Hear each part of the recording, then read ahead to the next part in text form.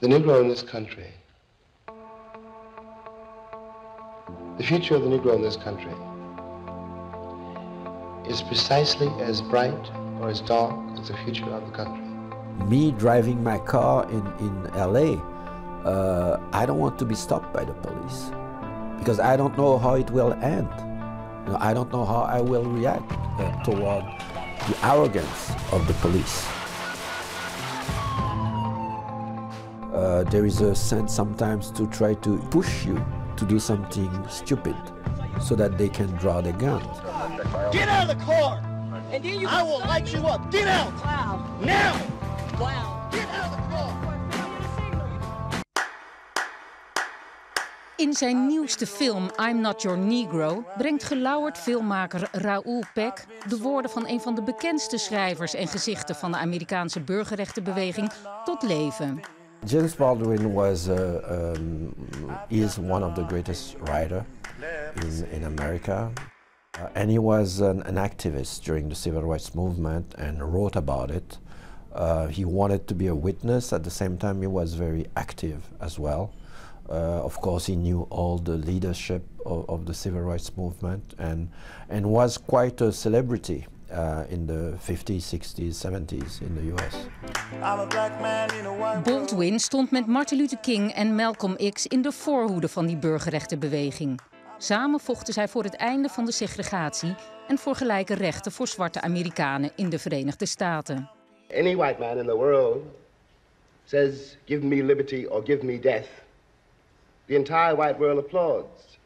When a black man says exactly the same thing, word for word, he is judged a criminal and treated like one, and everything possible is done to make an example of this bad nigger so there won't be any more like him. Martin Luther King en Malcolm X worden in korte tijd na elkaar vermoord. Dat is voor Baldwin aanleiding een boek te schrijven waarin hij de geschiedenis van het land beschrijft aan de hand van deze moorden. Het boek komt nooit af, maar vormt nu de basis van Peck's film. The story of the Negro in America is the story of America. It is not a pretty story. There are days, this is one of them, when you wonder what your role is in this country and what your future is in it. That's the impact of those words that he wrote indeed 40, 50 years ago, and the fact that we realize that they are still so modern and so impactful, as if he sat down this morning and wrote them down. But do you feel that things have changed since he spoke those words? Unfortunately, we cannot say things have changed because how do you measure change? Change is not something that you feel. Change is something that you have to prove with reality. I'm a black man in a white world. I'm a black man in a white world. I'm a black man in a white world. I'm a black man in a white world. I'm a black man in a white world. I'm a black man in a white world. I'm a black man in a white world. Take police brutality. In my film, there are many events where you see that police brutality 40, 50, 60 years ago. And that police brutality exists again. The only difference is in the way the police are clothed today and that you can see it on video. I think the reason that the organizers used the phrase Black Lives Matters was not because they said they were suggesting nobody else's lives matter. Rather, what they were suggesting was there is a specific problem that is happening in the African American community that's not happening in other communities. President Obama became president, so things might have changed. Yeah, and then you have Donald Trump, the same people who elected Obama, and you have Trump. So you see that it's not about what you feel, it's about numbers.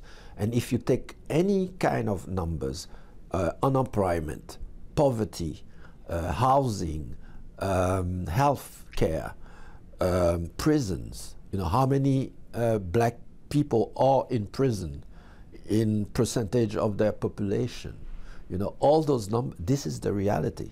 It is entirely up to the American people whether or not they're going to face and deal with and embrace this stranger whom they maligned so long.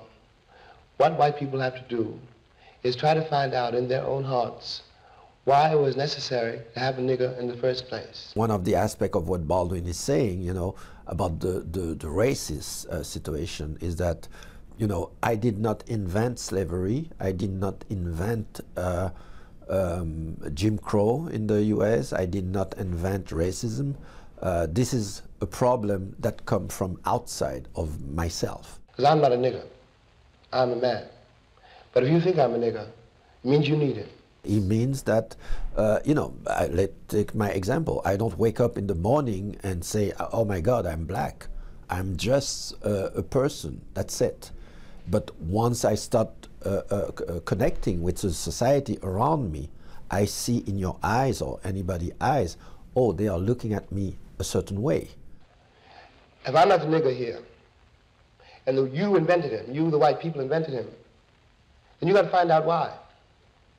And that's what Baldwin does. He just returned the mirror to you, is that I didn't invent whatever it's in your head, why that word nigger exists. You know, this is not something I invented. So he's pushing back that situation to whoever invented it. Met zijn film sleept Peck een Oscar-nominatie voor beste documentaire in de wacht. Volgens de jury laat de regisseur niet alleen zien dat de strijd van de burgerrechtenbeweging nog altijd actueel is, maar maakt hij de ideeën van Baldwin toegankelijk voor een breed publiek.